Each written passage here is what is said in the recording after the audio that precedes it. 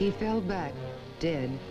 A bullet had sped between us, tearing a hole in my sleeve and burying itself in his body. There was no more to be done for him, and I left him to his rest. I have never mended that hole in my sleeve, and I wonder if a soldier ever does mend a bullet hole in his coat. The patient endurance of these men was astonishing. By the wooden fence, a soldier lay with a ball lodged in the bones of his cheek. I told him I would go for the surgeon, but he caught my arm. "They can't come for me now," he said. "I have to wait my turn. Please, you take the ball out for me." This was a new call. I had never severed the nerves and fibers of the human flesh, but I could not withstand his entreaties.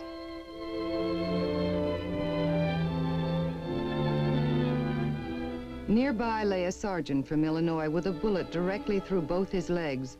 When he saw that I had no way of supporting the soldier's head, he shoved himself along the ground with a desperate effort and took the wounded man's head in his hands.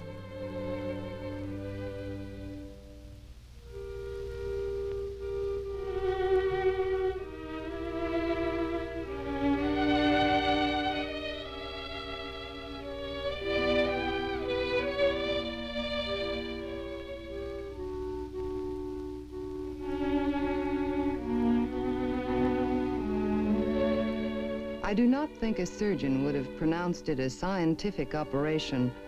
The doctor suffered almost as much as the patient, but from the relief the man had from his pain, I dared to hope it was successful.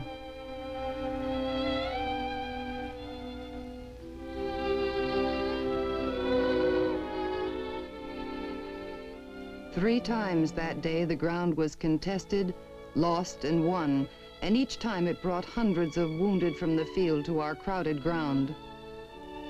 Each had to be aided, and each drained our supplies to the danger mark. At 2 o'clock, an attendant came to tell me that the last loaf of bread had been cut and the last cracker pounded. We had 3 boxes of wine still unopened.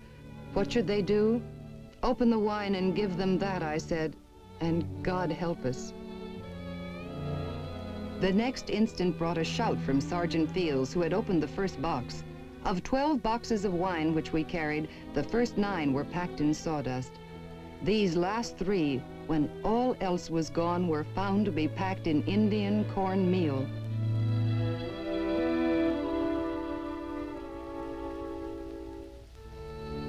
A woman does not hesitate long under such circumstances.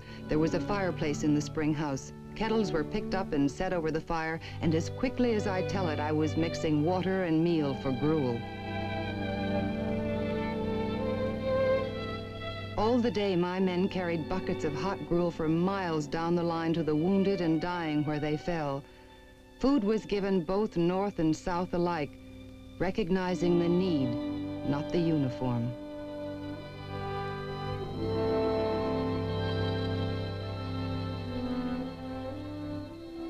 Never again was I to experience such a sensation of wealth and competency.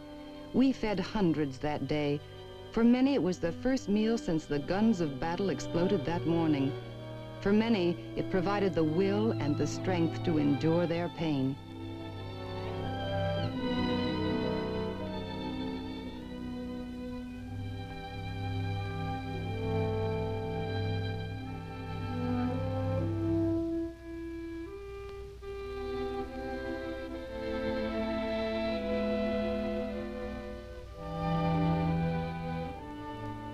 Twilight began to descend, and there were still many to be tended.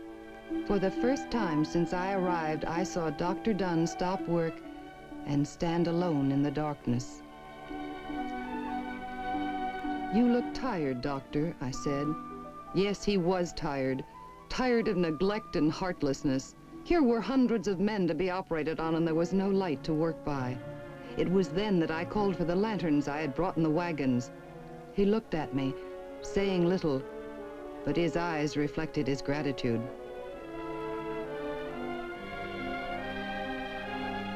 Through the long starlit night, we worked and hoped and prayed.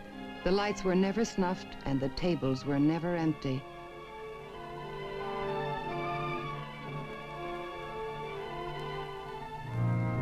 To some we could promise repair and hope.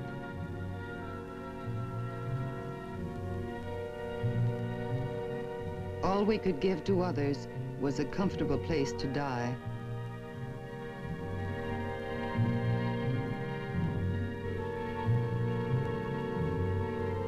Men died that night, slowly and with full realization that life was ebbing out of them.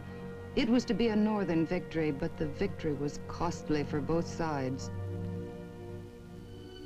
While the guns grew silent, the sounds of tortured men filled the air as an encore of battle. How does one measure victory? Antietam was a victory for the Union.